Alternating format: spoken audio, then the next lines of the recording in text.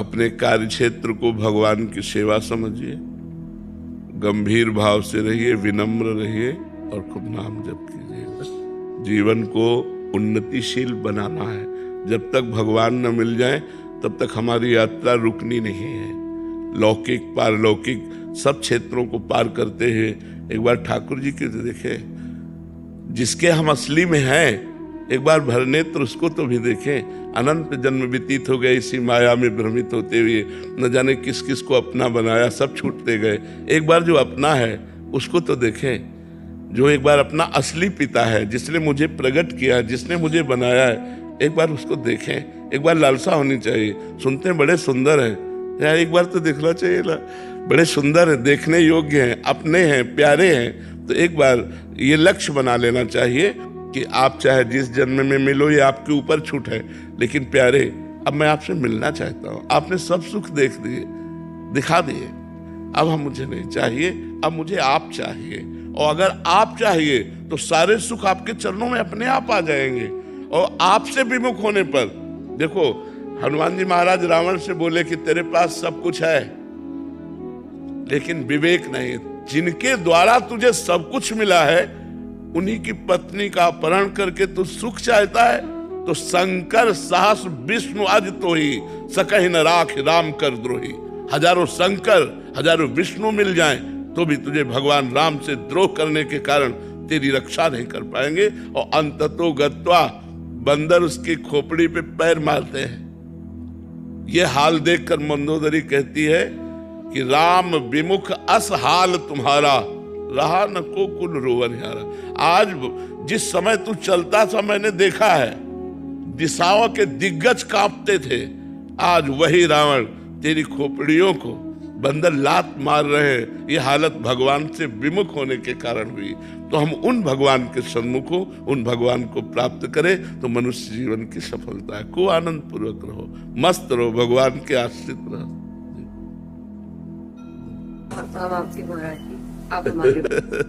हम सब श्री जी के हैं। हम एक छत्र के नीचे हैं, जिसका है नीला छत्र है ना, नीला छत्र है ना आकाश, हम सब उसी के बच्चे हैं, हम उसी के हैं। हाँ, आगे का मार्ग आप नहीं जानते तो हम आपका हाथ पकड़ लिए, हमारा कोई हाथ पकड़े है, उसका कोई हाथ पकड़े है और उसका वो हाथ पकड़े है। ऐसे हम क्रम से जा रहे हैं। इष्ट आचार्य गुरुदेव उन्हीं के बल से हम जा रहे हैं। ये जो परंपरा बनी है वो ऐसे बनी है कि हम आपका हाथ पकड़े हैं, लेकिन मेरे में सामर्थ्य नहीं, मेरे गुरुदेव मेरा हाथ पकड़े हैं। लेकिन मेरे गुरुदेव आचार्य का हाथ पकड़े, आचार्य इष्ट का हाथ पकड़े, तो मतलब हम लाइन में ही हैं, हम वहीं पहुंच जाएंगे। जय जय श्री हरि।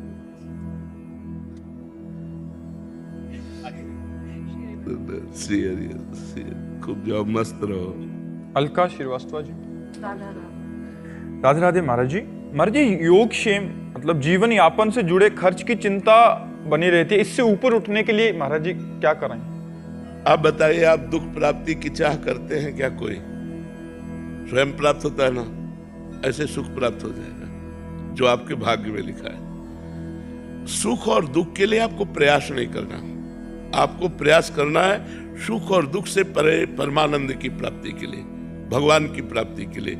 यदि आप भगवान की प्राप्ति के लिए प्रयास करते हैं तो आपको योगक्षेम की चिंता नहीं करनी पड़ेगी, क्योंकि स्वयं ठाकुर जी कह रहे हैं, अनन्यस चिंतयन्तो माम ये जनाः पर्युपासते तेषाम नित्याभियुक्ता नाम योगक्षेमम वहाम्यहम्।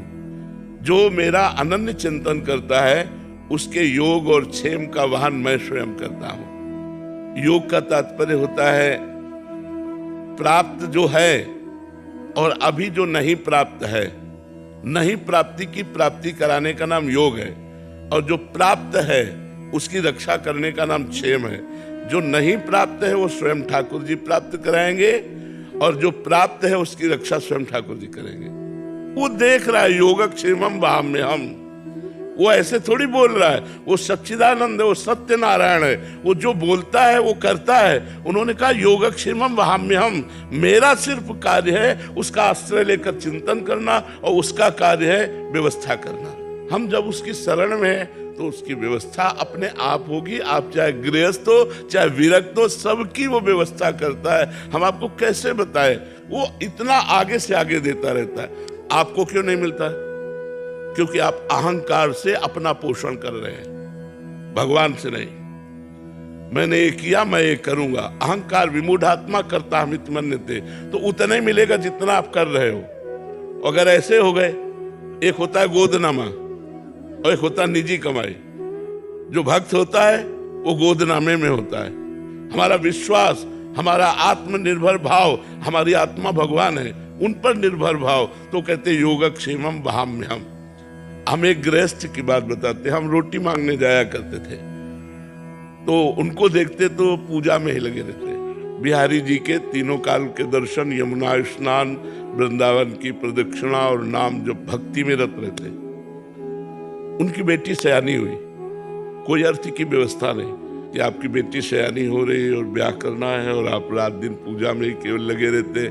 आपकी आय कोई है नहीं, जो रेलवे में तो उससे जो उनको मिलता था पेंशन, उसी से उनका चलता था। वो बिल्कुल बिल्कुल विरक्त संत जैसे गृहस्थी में। तो उनका बाबा, हम बिहारी जी की वो बात देखते हैं जो उन्होंने कहा योगक्षेमम वहाम्यहम्। मैं पूर्ण भरोसे पे हूं, जिस तारीख को जिस समय होना होगा वैसा होगा। एक परमहंस जी थे, अभी उनका शरीर पूरा हुआ, बड़े ब्रज के गुप्त परमहंस थे, उनको कोई जानता नहीं था।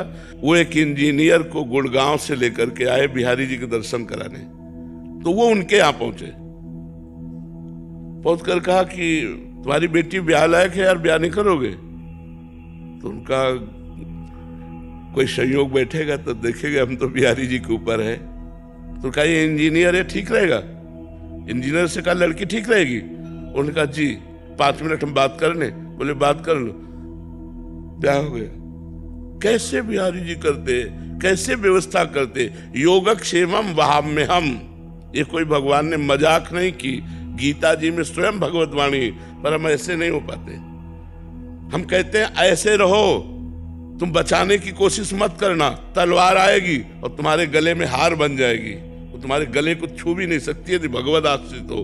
5 वर्ष का बालक प्रहलाद है, त्रिभुवनपति हिरण्यकश्यप है, आग में जलाता है, जहर पिलाता है, हर कोशिश मारने की करता है, लेकिन 5 वर्ष के बालक का बाल भी बांका नहीं कर सका।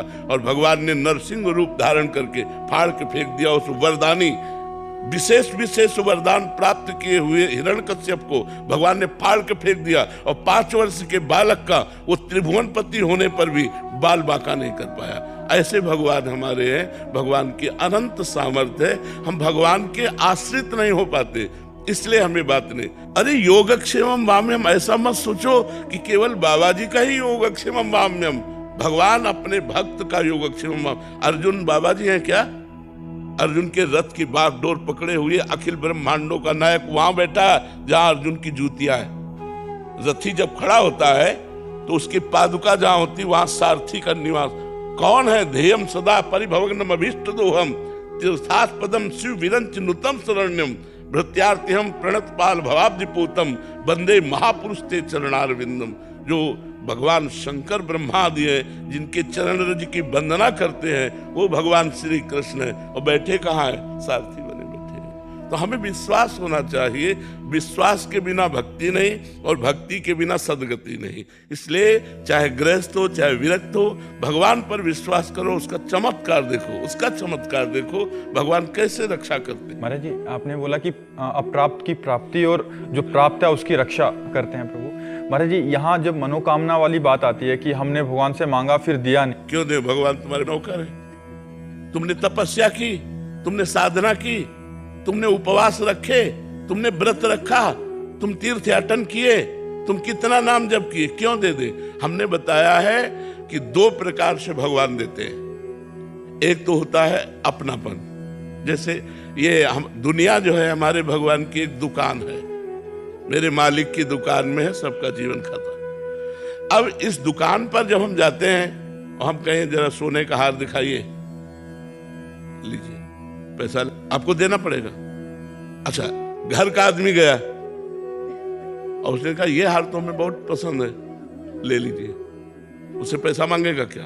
तो या तो भगवान के बनो, तो आप मेरा स्वामी है, मैं उनका दास हूं, वो मेरा पिता है, मैं उनका पुत्र हूं, जिधर चाहूं, जो चाहूं, जब चाहूं, जहां चाहूं वहां उपस्थित करवा दूं, क्योंकि वो अखिल सामर्थ्यशाली है। या तो घर के बनो, उनके दास, उनके निज जन बनो, उनके सखा बनो, उनको प्रीतम मानो, और या फिर तपस्या करो, तपस्या करो और फिर भगवान से चाहो तो, जैसे श्री ब्रह्मा जी ने कर्दम जी को आदेश किया, जाओ गृहस्थ धर्म स्वीकार करके संतति उत्पन्न करो।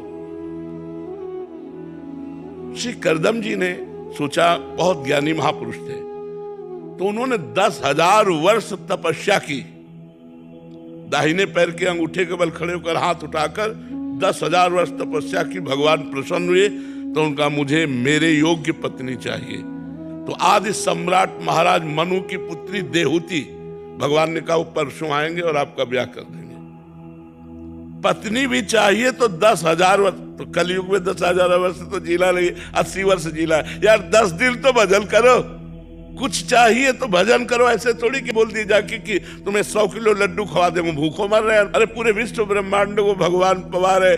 अच्छा, ये काम नौकर से कहा जाता है। मालिक को तुम नौकर समझ रहे हो कि तुम्हें 50,000 का फूल बंगला बनवा देंगे, हमारा काम कर दो, ऐसे नहीं होता। या तो इतनी तपस्या हो, आपका भजन हो, व्रत उपवास हो, तीर्थयाटन हो, तो मांगिए, अनुष्ठान कीजिए तो पूर्ति होगी। या आप भगवान के बन जाइए कि नाथ आप मेरे स्वामी हैं, मेरी आवश्यकता है, तो भगवान उस आवश्यकता की पूर्ति निश्चित करेंगे, निश्चित करेंगे।